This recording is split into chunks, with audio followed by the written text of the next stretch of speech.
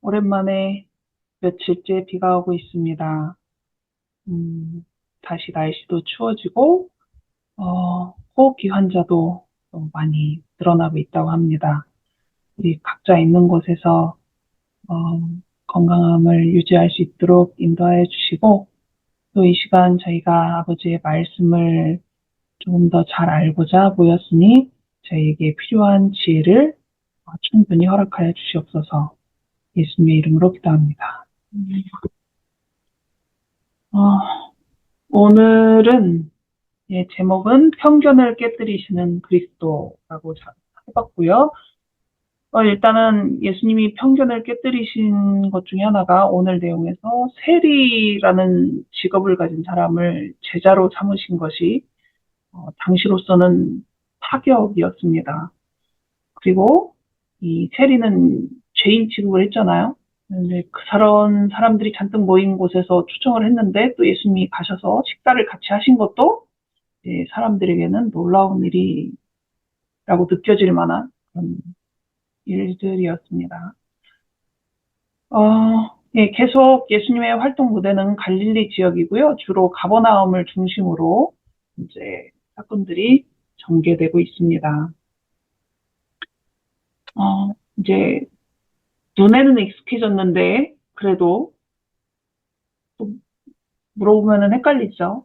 로마 황제는 디베로 가이사, 티베리우스 가이사, 유다 총독은 본디오 빌라도, 갈릴리의 분봉왕은 헤롯 안티파스. 지금 예수님이 계신 지역이 갈릴리잖아요. 그 지역의 이제 분봉왕이 헤롯 안티파스, 헤롯 안디바 이렇게 나오기도 합니다. 그리고 대제사장은 가야바였습니다. 자, 현재 우리가 공부하는 시기는 이쯤이라고 볼 수 있겠습니다. 그리고 아까 말씀드린 것처럼 세리가 예수님이 되었다라고 했는데 이 세리의 이름이 레위 마태잖아요. 본명은 레위였던 것 같고요. 나중에 마태라는 이름이 더해진 것 같아요. 그리고 12명의 제자들 중에서는 이 마태가 제일 나중에 부름을 받았을 것이다 라고 말해주고 있습니다. 근데 그 마태가 자기의 친구들, 자기랑 이렇게 비슷한 처지의 사람들, 그래서 바리새인 같은 경우에는 죄인들 취급하는 그런 사람들을 이제 모아놓고 예수님도 초청하고 그래서 식사하는 자리에서 이제 오가던 대화들을까지 보도록 하겠습니다. 자, 그렇다면 우리가 다 알잖아요. 세리는 사람들한테 미움을 받았다라는 걸. 도대체 왜 미움을 받았을까요?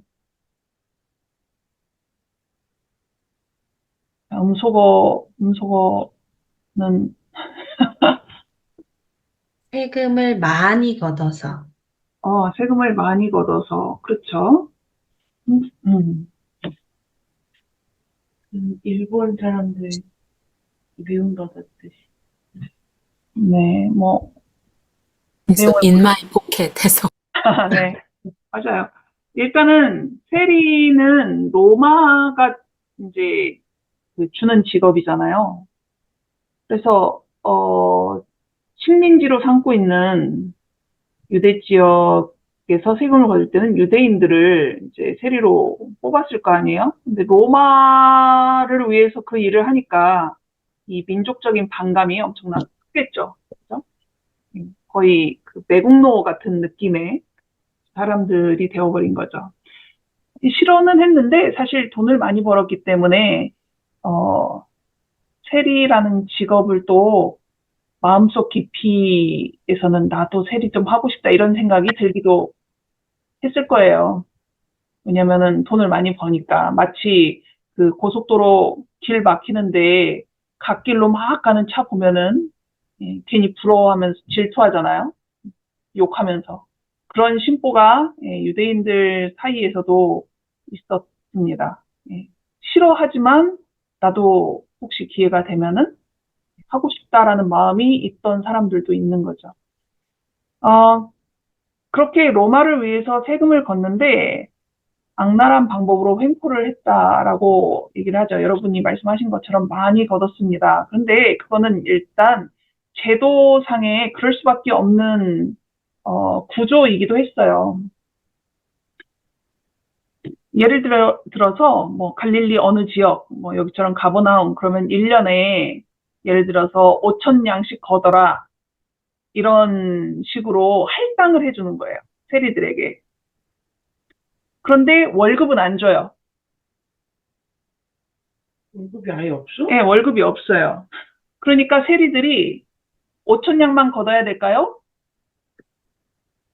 그럼 안 되지. 그렇죠. 자기 월급이 필요하잖아요. 그러니까 로마는 그냥 5천 양만 받으면은 네가 뭘 해도 상관없다예요. 그런 식인 거예요. 그러니까 세리들은 자기가 세리라는 공인된 직업을 가지고 있으니까 그거보다 더 많이 걷어서 5천 양은 로마에 바치고 나머지는 자기의 그 일한 대가로 인마이 포켓을 할 수가 있잖아요. 물론 착한 세리가 거의 없었겠죠. 그 욕먹어가면서 그런 일을 하는데 인마이 포켓이라도 좀 많이 해야 되지 않겠어요? 스스로에게 보상은 그 정도 해줘야 되지 않겠습니까? 그렇다고 그게 다 마음이 편하고 그러지는 않았겠지만 이제 그렇기 때문에 미움을 받을 수밖에 없었다라는 것을 이해할 수 있죠. 근데 예수님이 세리를 제자로 부르신 거는 어떤 파격적인 행보였다라고 볼 수 있죠. 마가복음 2장 14절에 또 지나가시다가 알페오의 아들 레위가 세관에 앉아 있는 것을 보시고 그에게 이르시되 나를 따르라 하시니 일어나 따르더라. 크게 두 가지 종류의 세금이 있었습니다. 로마에 바쳐야 되는. 첫 번째는 인도세. 그러니까 이제 그 지역 안에 존재하고 있으면 내야 되는 세금이 있는 거고, 그 다음에 통행세라고 해서 뭐 분봉왕도 이렇게 지역별로 나눠져 있었잖아요. 보면은 이제 다른 지역으로 넘어가거나 그럴 때 세금을 내야 될 수도 있고, 아니면은 아예 다른 나라, 상인들이 왔다 갔다 할 거니까 그런 사람들이 왔다 갔다 할 때도 이제 통행세 같은 걸 내는데, 레이 마테는 아마도 통행세를 걷는 세리였을 것이다라고 이야기를 하고 있습니다. 그런데 예수님이 세리에게 나의 제자가 되라라고 하신 거잖아요. 그 말씀을 하셨다는 것 자체가 예수님을 좋아하고 따르는 사람들에게조차도 충격이었어요. 왜 하필 저런 직업을 가진 모두에게 욕을 먹는 그런 사람을 제자로 부르실까? 라는 생각이 드는 거죠. 그리고 이런 분위기가 감지가 되는 거예요. 초기 발달한 사람들이 있었죠. 바리새인들, 뭐 이런 사람들. 그래서 이 바리새인들이 이 백성들 속에 깊이 남아있는 이 편견, 그리고 그 편견 때문에 받은 충격, 그런 것들을 이용해서 예수님에게 이제 타격을 주고자, 반대하려는 그 마음이 들게 하고자 이제 일을 꾸미는 그런 내용이 나오게 됩니다. 그런데 예수님은 그런 어떤 편견이라든가 사람들의 반응을 아시면서도 마태를 선택을 하신 거잖아요. 왜 마태를 선택하셨을까요?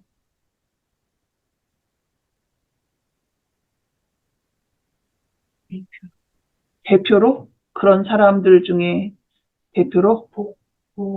복음이 되게. 그것이 복음이 되게. 너무 폭넓게 대답을 해가지고 정답은 정답인데, 네. 예수님은 사람들이 보는 그 외형적인 그런 모습에 별로 흔들리지 않으셨죠.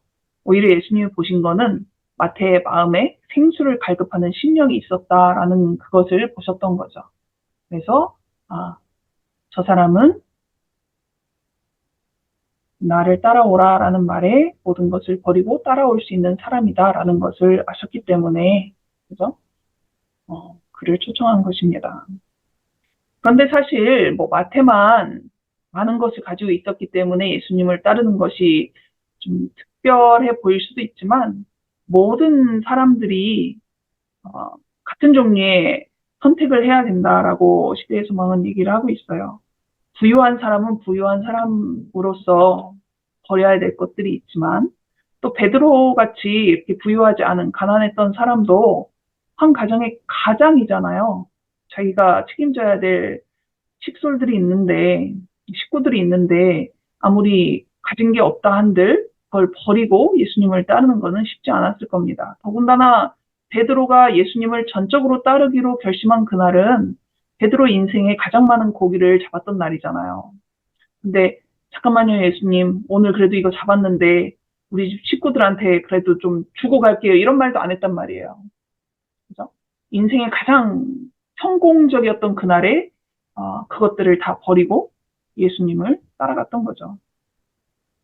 그래서 어떤 사람이든지 간에 같은 시험을 받는다라는 표현을 하고 있어요.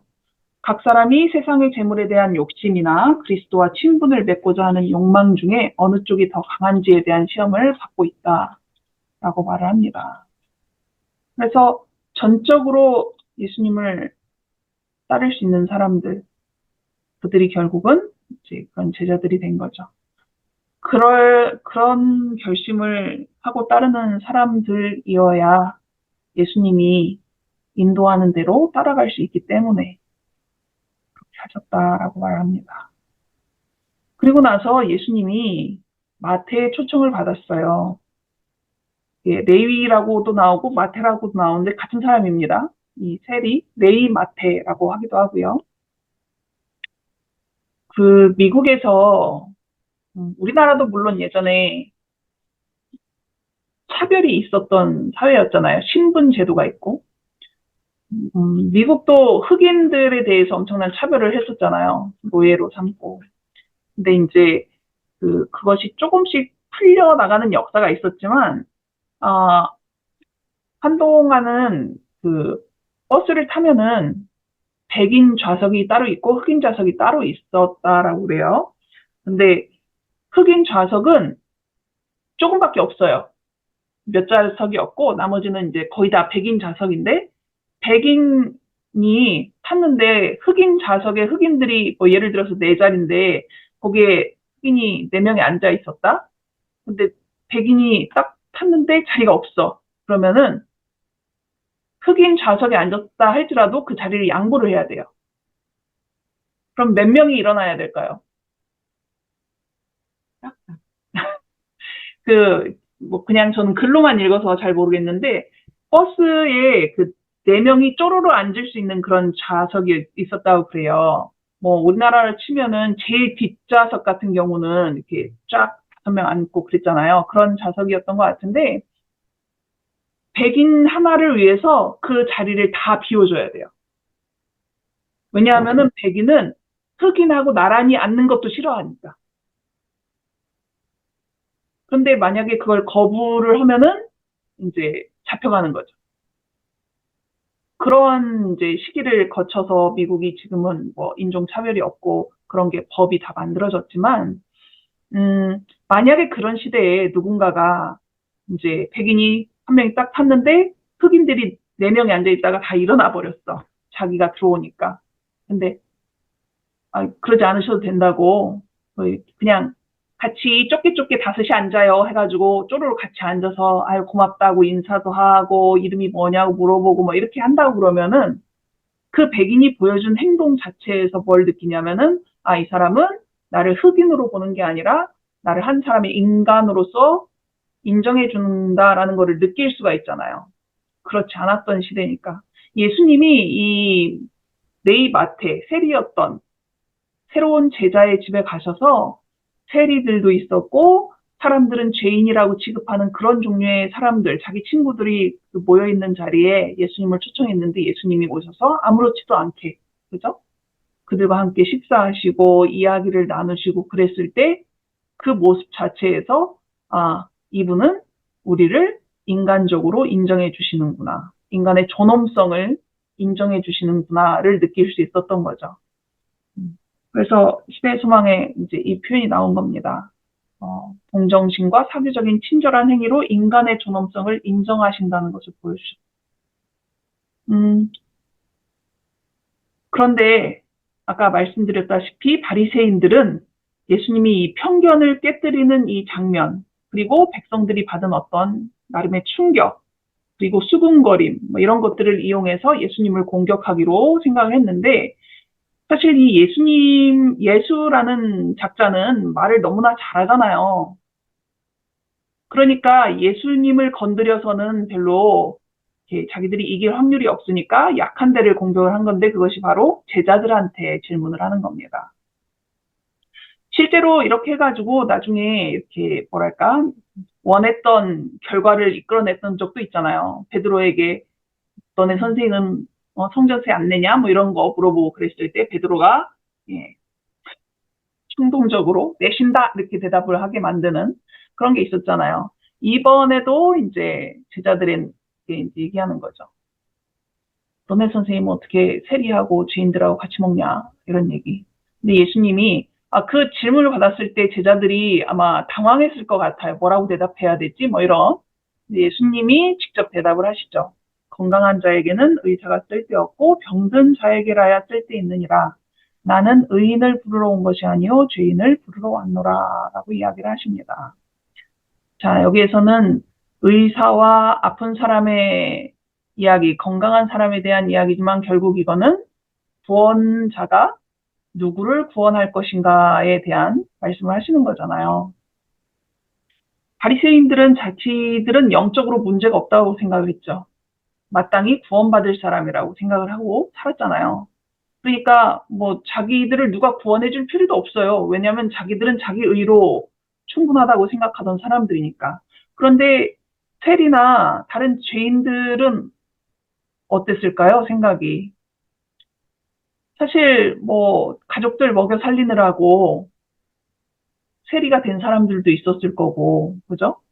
그랬는데 일단 자기가 그 일을 시작한 이후로는 온 민족에게 미움을 받고 자기도 마음이 편치 않은데 욕먹어야 되고 양심이 꿈틀꿈틀하긴 하지만 또 그 일을 그만둔다고 다른 일을 쉽게 할 수 있는 그런 상황도 안 될 것이고 여러 가지 복잡한 상황에서 그렇게 살고 있는데 사실 레위 마태도 좀 더 자세히 들어가 보면은 예수님에 대한 어떤 궁금증도 가지고 있고 또 예수님을 따르고 싶은 그런 마음이 있지만 자기가 예수님을 따른다고 해도 예수님이 받아주실까라는 그런 생각이 있었을 거 아니에요.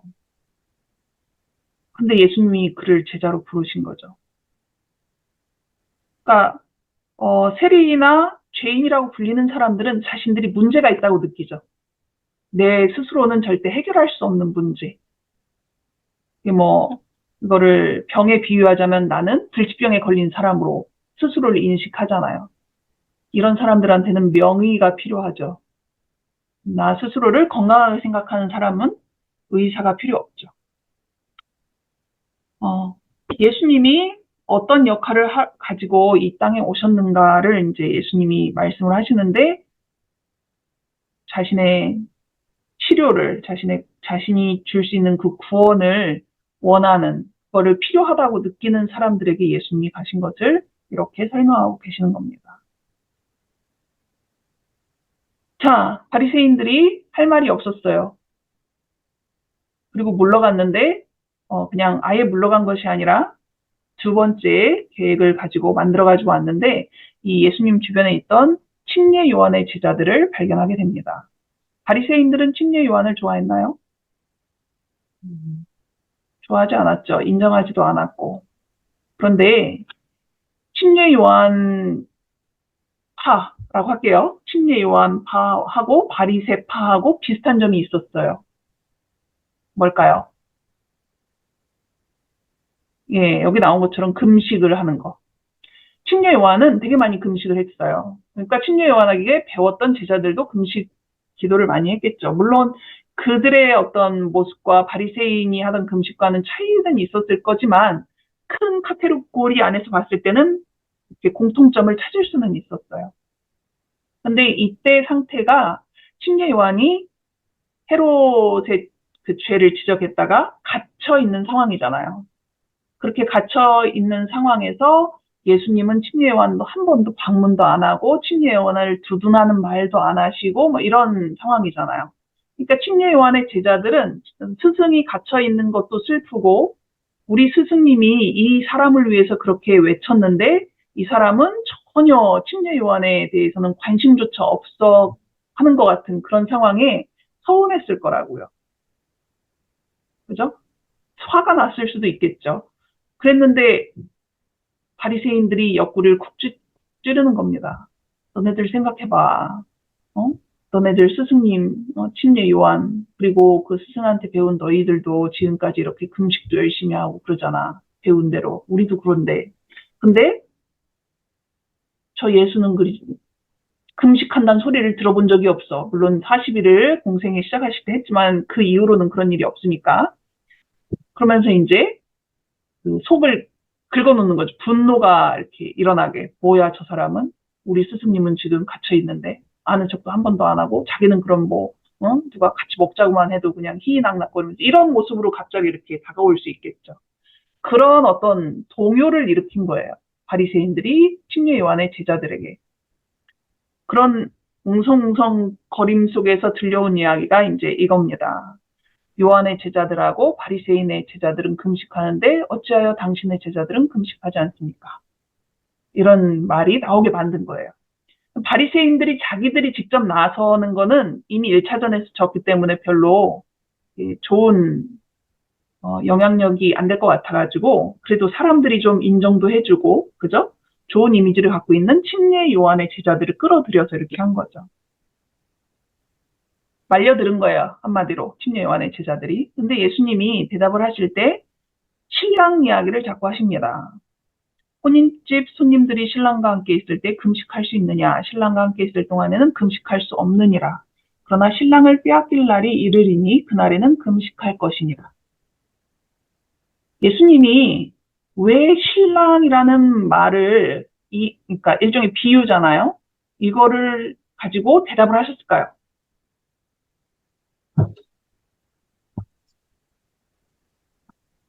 그 요한의 제자들에게 요한이 했던 어떤 비유나 이런 게 있어서 알아들으잖아요. 되게 두루뭉실하게 정답을 말하네요. 네. 그 예전에 침례 요한이 예수님을 향해서 하나님의 어린 양이로다. 그러면서 예수님이 이제 공생애를 시작하시고 사람들이 점점 예수님을 많이 따라갔던 적이 있잖아요. 그러니까 침례 요한의 제자들이 침례 요한한테 가서 뭐라고 그래요? 당신이 그 사람에 대해서 얘기했는데 사람들이 이제 다 거기로 간다. 뭐 이런 얘기 했었잖아요. 그때 이제 침례 요한이 이런 얘기를 합니다. 신부를 취하는 자는 신랑이나 서서 신랑의 음성을 듣는 친구가 크게 기뻐하나니 나는 이러한 기쁨으로 충만하였노라. 라고 얘기해요. 그러니까 여기서 나오는 신랑은 좀 아까 홍이 얘기한 것처럼 침례 요한이 말했던 그 신랑이 다시 등장한 겁니다. 그러니까 이 이야기를 침례 요한의 제자들이 들었을 때는 자기 스승이 했던 그 표현이 떠오르게 되는 거예요. 그래서 예수님은 일부러 이런 일종의 비유를 말씀을 하신 거죠. 누가 두리뭉실을 똑같이. 네, 그렇답니다. 그래서 잘 모르는 사람이 들으면 그게 무슨 말인가 했을지 모르겠지만 침례 요한의 제자들이라면은 침례 요한의 말이 기억나도록 하는 그 표현을 예수님이 쓰신 거예요. 자, 침례 요한은 예수님으로 인해서 기뻐했잖아요. 비록 자기를 따르는 사람들은 점점 줄어들고 예수님을 향해 가는 사람들이 점점 많아졌을지라도 그것이 자신의 사명이었고 그런 현상이 일어나는 것을 볼 때 오히려 기뻐했단 말이에요. 그러니까 그것을 같이 깨달은 침례 요한의 제자들 그리고 혹시 예수님의 제자들 중 여러 사람은 또 침례 요한의 제자들이었기도 했으니까 그러니까 그 사람들은 예수님이 이렇게 활발하게 활동하시고 예언을 다 이루어 가실 때 그 모습을 보면서 침례 요한처럼 기뻐해야 되는. 근데 지금 바리새인들이 와서 쑤시니까 어떻게 된 거예요? 거기에 말려가지고 불만이 생기고 왜 우리는 이렇게 하는데 당신은 안 하느냐? 이런 마음이 들게 이제 쑤셔놓은 거잖아요. 그러니까 요한이 그랬던 것처럼 그의 제자들도 요한의 마음으로 예수님을 받아들일 수 있어야 된다라는 것이 이제 깨달음이 오겠죠. 근데 예수님이 하신 말씀 중에 끝부분에 이런 말씀이 있습니다. 그러나 신랑을 빼앗길 날이 이르리니 그날에는 금식할 것입니다. 사실 제자들은 들으면서도 멀리 내다보지 못하고 이해하지 못했던 부분이지만 예수님은 이 말씀을 하시면서 자신이 그죠? 죽을 그날을 내다보신 거잖아요. 그리고 그날에 제자들이 얼마나 힘들어할지를 뭐 의도하지 않아도 그냥 자연히 금식이 되는 그런 상황들을 예수님은 내다보고 말씀을 하셨죠. 자, 그리고 나서 예수님이 침례 요한의 제자들을 위해서 이 비유를 계속해서 말씀을 하십니다. 생배 조각을 낡은 옷에 붙이는 자가 없나니 만일 그렇게 하면 기운 새 것이 낡은 그것을 당기어 헤어짐이 더하게 되느니라. 새 포도주를 낡은 가죽 부대에 넣는 자가 없나니 만일 그렇게 하면 새 포도주가 부대를 터뜨려 포도주와 부대를 버리게 되리라. 오직 새 포도주는 새 부대에 넣느니라 하시니라. 이 침례 요한의 제자들이 이 말씀을 듣는 주요 대상입니다. 다른 사람들도 들었기는 했겠지만 주석에는 이렇게 나와요. 유대주의가 퇴색되어 쓸모없게 된 낡은 옷으로 비유되고 있고 그것은 폐기될 지점에 와 있었다. 새 포도주는 사람의 마음속에 역사하는 하나님의 생생한 진리를 상징한다. 여기 이제 비유로 사용한 표현들이 있는데 정리를 하면 이렇게 됩니다. 생배 조각과 낡은 옷은 반대 개념이죠. 생배 조각은 예수님의 가르침이고 낡은 옷은 낡은 유대주의 종교 제도 이런 것입니다. 그 다음에 새 포도주는 마음에 역사하는 하나님의 생생한 진리이고 낡은 가죽 부대는 그리스도 당시 유대주의의 상태라고 이제 볼 수가 있죠. 자, 그렇다면 침례 요한의 가르침은 여기 파란색 쪽에 가깝습니까? 회색 쪽에 가깝습니까? 그렇죠. 파란색에 가깝죠. 왜냐하면 침례 요한은 예수님의 길을 준비하던 사람이고 외치던 기별도 주요 기별도 같아요. 회개하라 천국이 가까웠느니라. 지금 예수님이 이 말씀을 침례 요한의 제자들에게 1차적으로 하시는 말씀이라고 했잖아요. 다른 사람이 들을지라도 침례 요한의 제자들이 깨닫으라고 하시는 말씀이에요. 너네들 스승이 가르치던 내용과 내가 지금 선포하는 기별이 맥락을 같이 하는 거죠. 그런데 지금 바리새인들이 훅훅 찔러가지고 낡은 옷, 낡은 가죽 부대를 고집하는 그 바리새인들하고 너네들이 합쳐질 수 있는 그런 게 아니라는 거죠. 그 침례 요한의 제자들에게 깨달음을 주신 거예요. 이렇게 말씀하심으로. 시대의 소망에 보면은 그래서 이 말씀하실 때 되게 부드러운 음성으로 말씀하셨다고 그랬어요. 지금 이 사람들을 책망할 때가 아니라 부드럽게 위로하고 깨닫게 해줘야 될 때인 거죠. 스승이 감옥에 있잖아요. 비록 예수님이 그 침례 요한을 따라가거나 아니면 그에 대해서 뭐 대단히 어떤 말씀을 하지 않으실지라도 제자들이 너네들의 스승이 누구이고 어떤 가르침을 받았고 너네 지금 헷갈려서 그렇게 하는 것이 이제 잘못됐다는 것을 이런 말씀을 통해서 가르쳐주고 있는 것입니다. 자, 여기 가죽 부대 2개 나왔는데 딱 보면 알겠죠? 오른쪽 것이 새 것이고 밑에 쓰러져 있는 것이 낡은 것이죠. 가죽에다가 포도주를 담으면은 이제 처음에는 이렇게 신축성이라고 해야 되나? 이런 것들이 있어서 별 문제가 없는데 오래 담아두면은 가스도 생기고 뭐 그렇게 하면서 이 가죽이 굳어버린대요. 그러니까 잘못 건드리면은 터지고 이렇게 되는 거죠. 그러니까 그 낡은 부대에는 새 포도주를 담을 수 없는 상황이 됩니다. 그래서 이제 이런 비유를 하셨던 거고요. 예수께서는 무지한 어부와 장터에 앉은 세리와 사마리아 여인과 당신의 말씀을 기쁘게 듣는 백성 가운데서 새 포도주를 담을 새 부대를 발견하셨다. 이미 좋은 가족 부대라고 스스로 생각하는 그런 지도자들이 아니라, 그죠? 스스로를 어리석은 백성이라고 생각하고 겸손하게 예수님 말씀을 들을 수 있는 자들이 새 부대라는 거죠. 복음 사업에 쓰이는 도구는 하나님께서 보내시는 빛을 기쁘게 받아들이는 이런 영혼들이다. 이런 사람들이 진리의 지식을 세상에 전하는 그리스도의 대리자들이다. 만일 하나님의 백성이 그리스도의 은혜로 말미암아 새 가죽 부대가 된다면 그리스도께서 새 포도주로 그들을 채워주실 것이다 라고 얘기합니다. 오늘 레이 마테, 셀이었던 마테에 대해서 잠깐 소개를 했는데요.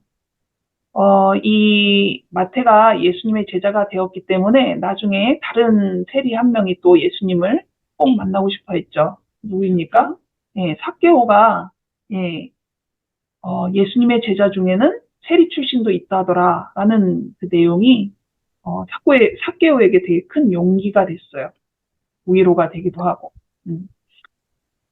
그래서 성경을 보다 보면은 이 사람이 있어서 이런 사건이 있어서 이런 기록이 있어서 나한테 힘이 되고 위로가 된다. 뭐 이런 내용들이 가끔 있을 겁니다. 그죠? 성경에 이런 사람이 있어서 위로가 된다 또는 용기를 낼 수 있다. 뭐 이런 게 있을 거예요. 자, 여러분 중에도 그런 사람이 있습니까? 자, 생각할 시간을 드리기 위해서 저는 요즘은 호세아서를 읽고 있는데 옛날 선지자들 생각하면은 좀 위로가 될 때가 있어요. 왜냐하면 대부분의 선지자들이 열심히는 했는데 그 소득을 별로 보지를 못했잖아요. 도박만 받았지. 그래서 뭐 회개하는 사람도 거의 없고 뭐 이런 상황을 많이 겪었잖아요. 가끔 이렇게 실망이 되는 상황들을 제 눈으로 보게 되면은 그런 기록들이 저한테는 위로가 좀 되는 것 같아요. 자, 이제 여러분이 말씀하실 순서입니다. 저도 재빨리 아니 생각 안 했었는데 희진쌤 얘기하시니까 저는 그 출애굽할 때 그 목이 고든 백성들 말 되게 안 듣는 그 백성들이 그래도 이렇게 지도자의 말을 따르고 하나님을 그렇게 막 불평불만을 막 많이 얘기하고 그랬는데도 그래도 하나님의 그 인도하심 따라서 가나안 들어간 거 그걸 보니까 좀 그렇게 나에게도 해야 되겠다. 가능성이. 네, 나에게도 가능성이. 다른 분? 저는 요나를 보고서 많이 조금, 저도 좀 비슷하다는 생각을 했었어요. 요나, 왜요? 말을 잘 안 듣잖아요. 요나가? 가라고 했는데 막 안 가고, 막, 어, 뭐 햇빛 비친다고 불평하고 막 그러잖아요. 그래서 성경에 그런 사람들 이야기가 기록되어 있는 것 같아요. 그죠? 다 좋은 얘기만 들어있고, 다 완전한 사람들만 있는 게 아니잖아요. 그죠? 다 결국 보면은 나랑 비슷한 사람들이고. 자, 뭐, 나머지 분들은 카톡에다 적어주셔야 될 것 같습니다.